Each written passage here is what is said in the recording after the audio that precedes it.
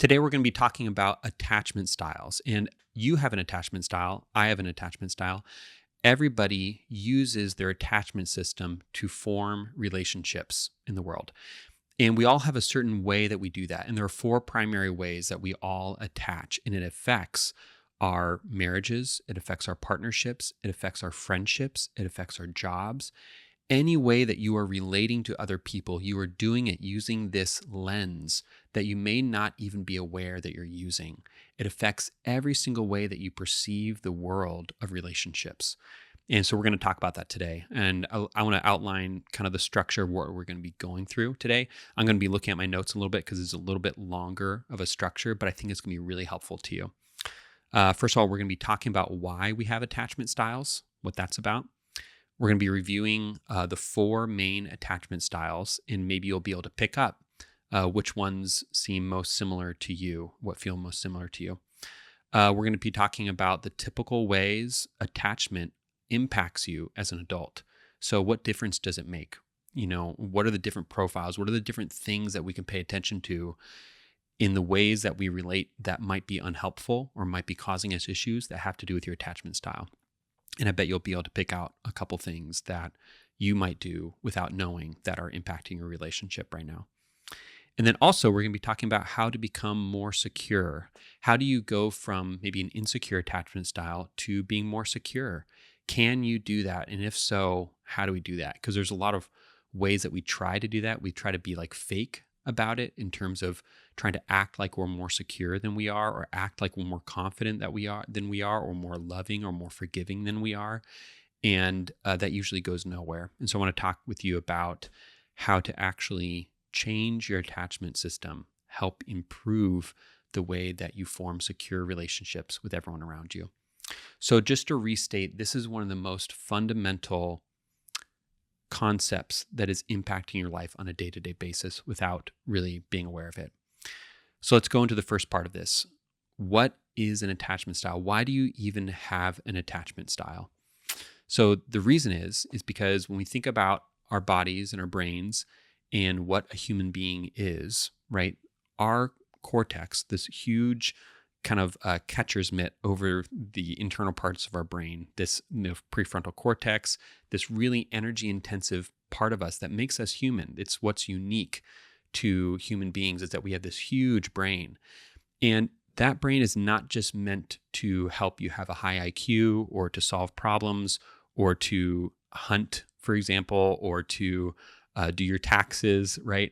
That huge cortex that demands so much energy, the reason it formed is to help you create secure tribes and to feel connected into a larger tribe or community of other people so that you feel safe, right? We don't have very good teeth or armor or defenses or chameleon. Our way of feeling safe in the world isn't by those other ways, right? These other kind of more animalistic ways. Our way of feeling safe in the world is by forming strong bonds with other people that we collaborate with and build trusting relationships with. So our whole cortex formed in that context, meaning that our attachment system, our way of creating safe, secure relationships within the world, is so fundamental to what it means to be human. And so each of us have a way that we have learned to do that, a way that we've learned to form secure, trusting relationships so we can survive in the world, so that we don't always have to feel like we're on our own or we're just fending for ourselves. So the question is then, how do you actually learn that? Is it something genetic? Is it something that you learn over time, right? How do you actually learn how to attach or how to form these kind of relationships? And the way we learn is through our parents. Okay, when we first come into the world, we have all these formative years where we stay close to our parents. And when we stay close to our parents for the first 18 years, we are subtly downloading all of our parents' ways of attaching to the world. They are unconsciously teaching us how the world works and how we're going to form relationships. And the problem is that the way that they teach us isn't something where they're teaching us ideally how the world works.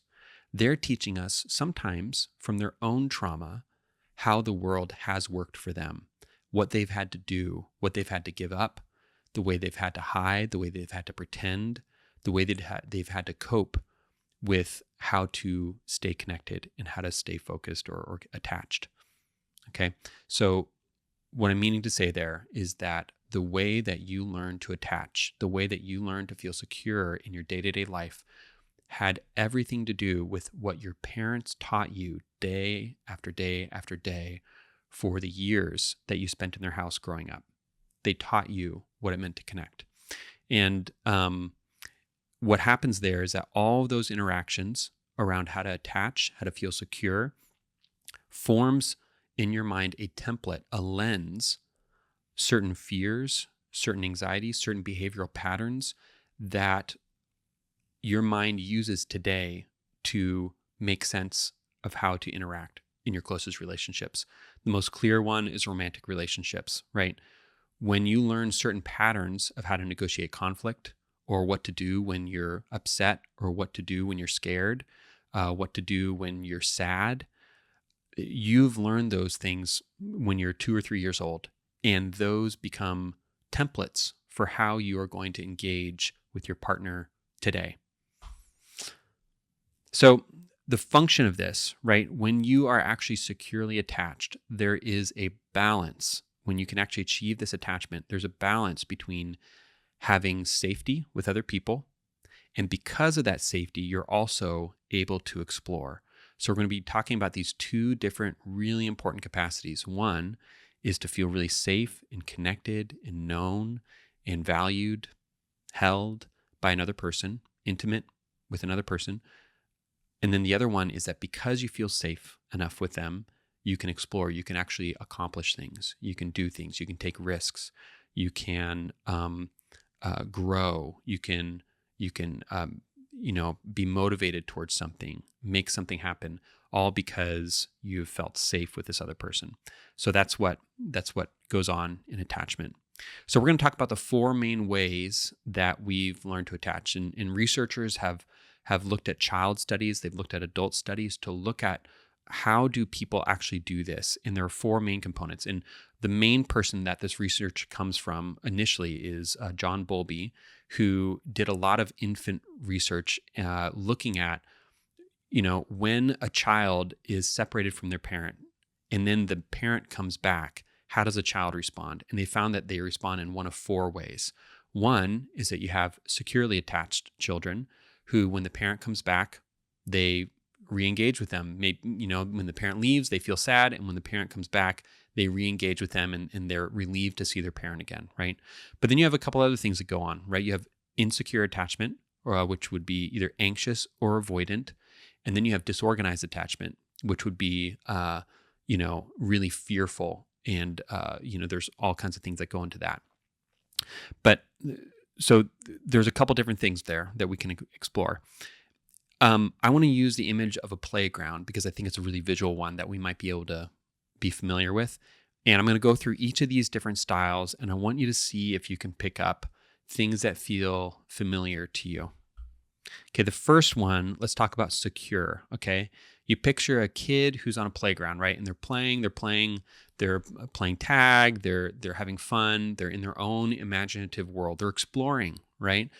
And all of a sudden they fall off the monkey bars and they skin their knee and it really hurts.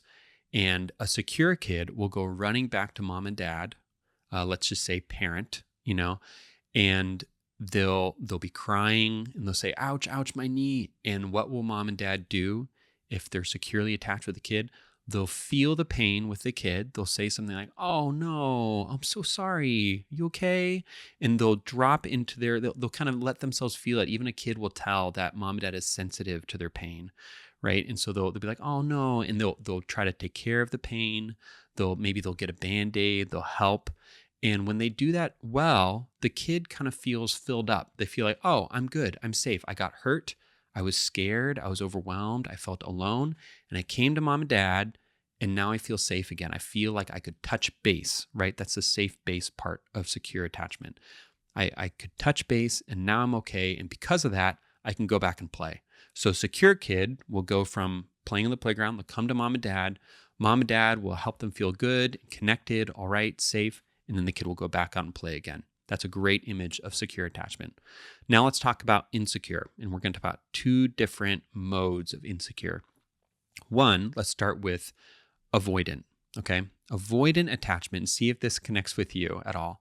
Avoidant attachment is a kid who has learned that when they start to cry, they actually make things worse between them and mom and dad, right? So picture that same kid, they fall off the monkey bars, they skin their knee, it's bleeding, and they kind of know right away, if I go over to mom and dad, they're going to criticize me for not taking care of myself, for not being careful.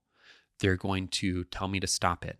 They're going to be overwhelmed by it, and they're going to make me feel shut down. So what does that kid do in that situation? Can you picture yourself in that situation? Maybe you've been there before, where you fall down, you skin your knee, and you go, I can't say anything about this. If I do, it's going to make it worse, right? That kid will suppress their cry, right? They will not cry out. They'll kind of wince to themselves, but they won't go to mom and dad in an avoidant attachment situation, right? They'll blame themselves, go, dang it, I shouldn't have gotten hurt. Shoot. And then they'll kind of limp around. But you know what? They're going to end up, if you were to look at that kid doesn't look as happy as the secure kid. They're going to look a little bit more cut off, depressed, what we would call neurotic, where they are more like removed from their emotion. Maybe they feel happy sometimes, but whenever they know that they're in trouble, they kind of shut down. Now, on the surface, you'd go, well, what's the problem? They're still exploring, they're still playing. The problem is when they get to other relationships and adult relationships, they always experience it like when I actually really need help, I can't get help. I can't actually get the Band-Aid. I can't actually get the understanding or the care. And so I'm always distant from other people. I don't really feel confident that when I need help, someone's going to want to help me. In fact, it might make it worse. Okay, so that's your avoidant attachment. Kids like this tend to look a little bit more militant, where they're more regimented and diligent, but at the same time, they don't do really well in maintaining close, emotionally rewarding relationships. Okay, let's talk about anxious attachment. This is the other kind of insecure attachment. Anxious attachment isn't about, if I do this, it'll make mom and dad unavailable to me. Like, for example, if I skin my knee. What we want to think about is picture that kid, and this kid, they're not even out on the monkey bars, okay? They've learned that as soon as they go on the monkey bars, they are not going to be able to count on mom and dad actually being there. And so a kid like this, they won't go and play very much. They're going to stay right close to mom and dad. Picture a kid like holding onto mom or dad's shirt, and they don't want to let go. And they feel like, if I let go, I'm letting go of any ability to connect with mom and dad. They might just be preoccupied. Mom and dad might be preoccupied. They might be always on the phone. They might be flighty, where they're just coming and going. The parent isn't aware that the kid actually needs them to be present and available in case something happens, right? So a parent like this, let's say a kid is off playing on the playground, and the kid skins their knee. Can you picture this? Where they skin their knee and they look around for mom and dad are nowhere. They're not around. And the kid freaks out and goes, there's no help. When I really need help, it's scarce. It's unavailable. And let's say mom and dad they've forgotten that the kid is just playing on the playground, and now they're off talking to their friend. And maybe they've even left the park. They've gone on a walk and left the kid there, not being aware that the kid actually needs just to know that the mom and dad is present for them to feel secure, right? And this kind of kid, they learn to stop exploring. They don't want to reach out. They cling to mom and dad. And so they go, I'm just going to cling, even though mom and dad aren't really present emotionally for me, I'm going to cling to them so that I can at least feel their bodily presence, right? And they give up being independent. They give up taking risks and being themselves, okay? So that's the second kind of insecure attachment, is anxious attachment. The third is disorganized attachment. And these kids, picture a parent who is not so much militant and not so much just unavailable. They are just chaotic. They've had their own trauma with usually violence. And so they will, out of nowhere, become violent towards the kid, right? It's like a raging storm. Picture yourself always living in tornado territory, where whether I'm playing on the play structure or whether I'm close to mom or dad, at any moment, there might be this lightning strike of a parent who can't control their behavior, a parent who can't control their anger, and I always have to protect myself. These people have a hard time establishing any kind of committed relationships because they always are fearful that something bad is going to happen. So they never explore. They also never feel close to anyone else due to how much violence and instability they've experienced in their relationships. And so it's sad, isn't it, to think like these are sometimes the templates, for some of us, maybe for you in some ways, these are the templates that end up informing everything about how we experience adult attachments, whether it's with friends, romantic partners, jobs, communities, and informs a lot of what we anticipate about what we're going to have to do, whether it's to cut off the part of us that needs help, or it's to stay really close and always be afraid of abandonment, or it's always being afraid of that raging storm of punishment. Sometimes we have these fears that just get in the way all the time of how we interact, get in the way of us actually being secure and feeling trusting of other people. So let's talk about what this looks like as adults and some common problems that people can run into. Okay, first of all, just to go over secure again, adults like this are going to feel generally like the world is a trusting place. The world is in some ways for me. It's available to me. There's enough help when I need it. There's enough presence. Nobody's really going to abandon me out of nowhere. In fact, I don't have to be worried about that happening. I don't have to anticipate it happening. And when I need help, I can ask for it freely. When I'm sad, I can come to my partner and express it and trust that they're going to be okay with me. They're going to want to help me. When I feel angry, I can make sense of that and I can talk about it without feeling like I'm going to make something worse. But again, also, I don't have to always be worried about my relationships as if they're always going to leave me and having to manage that, right? So they feel secure. The world is available to me. That's what I want you to think about when you think about secure. Then you have avoidant. A phrase I want you to hold in mind: adults that feel more avoidant have the sense that the world won't take care of me. Nobody's really going to want to help me. Nobody, in fact, it's going to make things worse if I try to reach out for help. That's the situation they're in. Adults like this are self-blaming. They're critical of themselves. Whenever something goes on, they kind of blame themselves and take responsibility. And because of that, they tend to be more depressed. They tend to criticize themselves anytime they need help, anytime they feel like weak, or anytime they feel overwhelmed or upset. They go, the last thing you should do is tell anybody anything about it. So they end up always a little bit handicapped, kind of like as if you always have a wound and you'll never receive a Band-Aid, right? That wound's going to fester and it's going to make you have to move around it in different ways. So on the outside, they look independent and strong, just like that kid on the playground. But on the inside, they feel like a bit like, there's not enough help for me, and I have to take care of myself. And so they shut down from relationships.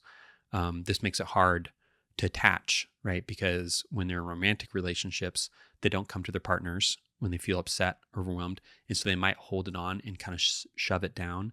And then eventually they'll blow up, right? And get really upset. And they may not even know why they're upset or why they're angry or why they're blowing up, right? This is the situation with avoidant people. With anxious people, anxiously attached people, they have the sense that my relationships are always one step away from leaving me. I feel like I can't count on them to just be there, right? This is similar to the child situation in the playground, right? Where they feel like they have to cling to a relationship as if it's always about to go away. They have the sense that there's not enough to go around also. Like there's a scarcity. There's not enough resource. There's not enough money. There's not enough love. There's not enough attention. And so I have to be really careful about grabbing on to what I can get. And I always feel like there's not enough.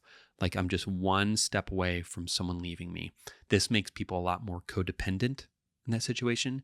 It makes them always checking in with friends. And even when they do check in, they're not reassured. They don't ever feel like, oh, they're really actually for me or with me or or available to me, they always feel like, oh no, I reached out and now they're not going to like me. This kind of insecurity. Usually this is the word that people use when they say the word, this person is insecure. Usually that's the sense, is that they're describing an anxiously attached person where they never feel relieved. They never feel like they're secure in a relationship. They always feel like it's about to crack. It's about to go away on them. And so they do a lot to try to overcompensate for that. And that can get in the way of their relationships. With disorganized attached people, they grow up and they fear like they have to prepare for disaster. At any point, something could happen that just takes away everything. They have a really hard time forming relationships, and they feel explosive often in relationships where they can't, they'll overreact to situations thinking that it's going to become violent. They become violent themselves. It's a really hard situation for people in the disorganized camp. So there we go. So we have secure, avoidant, anxious, and disorganized. Take a minute there, and I want you to think about what lands with you there.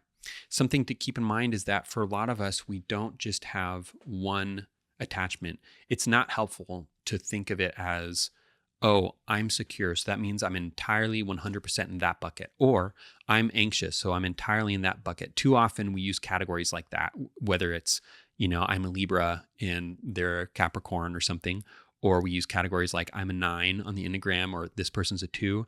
I want you to let's not use that as a categorical difference here. Let's think, how avoidant am I? How secure am I? How anxious am I?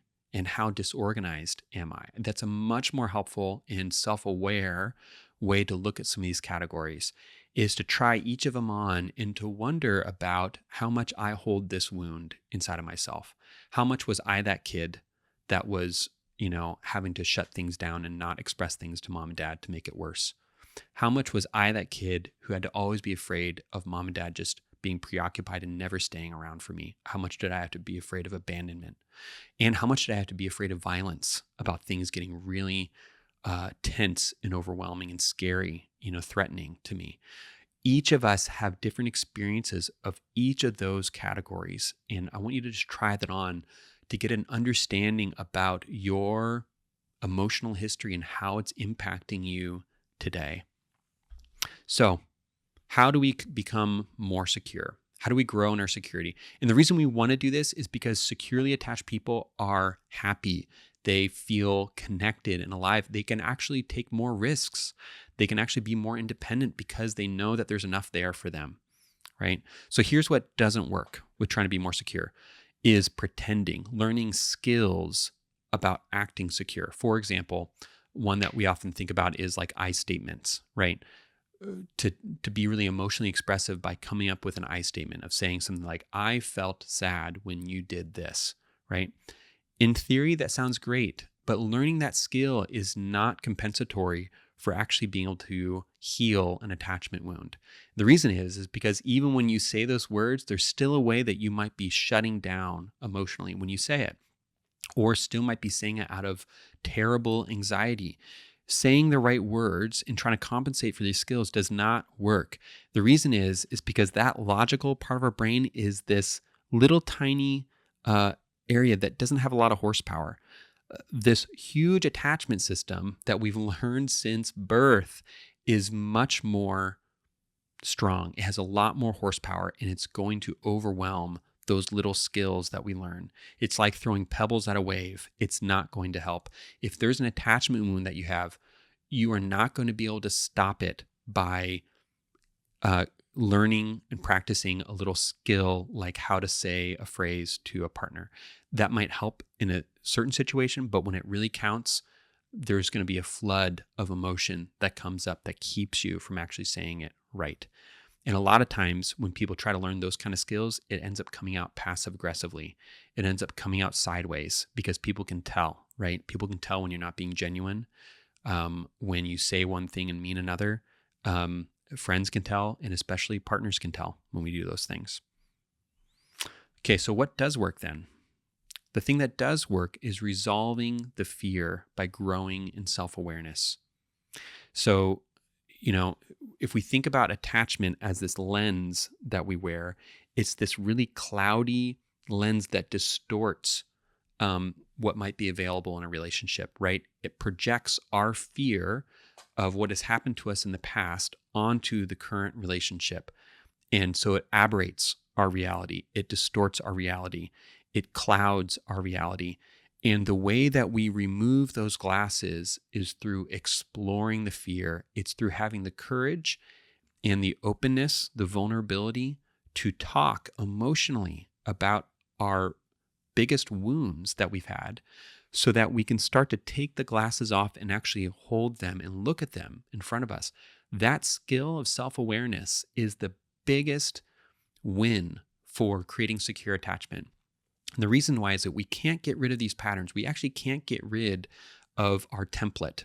And I know that sounds hard to hear, but it's actually really helpful to hear, because trying to pretend or tell yourself to say things differently or to stop worrying or to stop being this way is not going to help you. What is going to help you is being able to have consciousness about it and to be able to accept it so that you can talk about it. For example, you want to be in a situation where let's say you feel angry, and instead of expressing it to your partner, you cut off and you shut down. You go, the last thing I want to do is say anything about this because it's going to make it much worse. And then later, let's say you blow up, right? What you want to do is be able to go, I blew up at you. And that's because I have this fear that if I say it to you, I'm going to be making things worse. And I realize that impacted our relationship and that hurt you. And I'm sorry. And I want to say that because I want to take ownership for my own wound here. And I also want to let you know what that's like for me so that we can understand each other better, right? That's where you want to go with it. Instead of pretending that you're secure, you just want to own your own insecurity. You want to own your own avoidant attachment or your anxious attachment. You want to be able to talk about it. And even before you talk about it to your friend or to your partner, it is so helpful to just talk about it and to know it yourself. It helps you make a decision differently. If you can, in the moment, have the self-awareness to take off the glasses and to see that you're wearing them, you have now the ability to make a choice for how you want to act in the relationship. You can go, I am feeling insecure, aren't I? I am feeling avoidant, aren't I? So what do I want to do? How do I want to express myself? How do I want to connect with this person? Right? That can make all the difference for us. Doing that requires a lot of safety. It requires a lot of safety of having somebody else with you who can help you to face this fear, to face the pain that you've gone through honestly, to tune into it with you so that you can understand what's happened and heal in those ways. So I would, something to think about is, who might you be able to talk to about some of the wounds that you've had and how it impacts how you see the world? That's a great first step when you think about healing your attachment system. Talk to your partner about it. Which one of these sounds most like me? Would you be willing to have that conversation with your partner and to just start a dialogue and to look at it together and say, do I ever act like this? Do I ever act avoidant with you? Do I ever act anxious with you? Do I ever act secure with you? Do you ever experience me being able to be open with you in expressing things with you? Or how do you experience me? That's a great first step. Obviously, therapy. I know that as a therapist, I'm going to say that as well. That therapy is geared for this. That is what we're here for. That's the work that we do. But I think you know that. I think you know that I'm going to say that. So I want to also just say, you can start by having a conversation with people that you trust and you feel safe with, to be able to talk about this kind of way that we all see the world and see if you can find some kind of common ground. All right. Thanks, you guys. I know this is a longer podcast. I'm trying out doing a longer extended form and seeing kind of how it fits for me. If you want to leave a comment and how this went for you, what you liked, what was hard to understand in the podcast, that would really help me as I'm kind of learning this format. So thank you, and hope this is helpful to you.